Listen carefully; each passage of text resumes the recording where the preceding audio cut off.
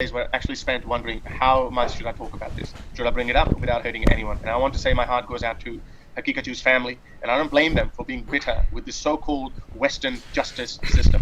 I have often said that I am against capital punishment, but if something like this had happened to me or my loved one, I would be going for the torturous execution of the perpetrator. But I also understand that this position would be a position of a grieving family member. It would be based on emotions and not rationality.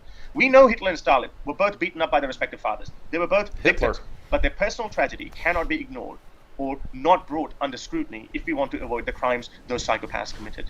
Personal tragedy is no excuse to turn the lives of other people into tragedies. This is where I see Daniel Hakikatu. Whose life have I turned into a tragedy? How are you comparing me with Hitler and Stalin? Like, this is just unhinged. And people have already pointed out, like, everyone's turned off by this kind of argumentation. Like, you attack my personal life and things that I have suffered, my family have suffered. What were you thinking that this would actually turn out well for you?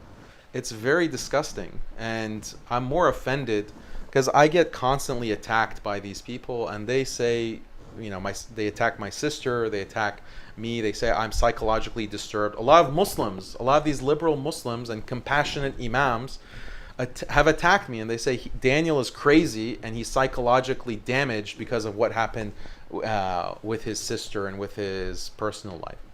This is a very disgusting thing to say, and it's bad faith argumentation, basically, if you want to know the technical term in philosophy and debate rhetoric. It's a bad faith argument, and atheists will appeal to this because they're unprincipled people in general.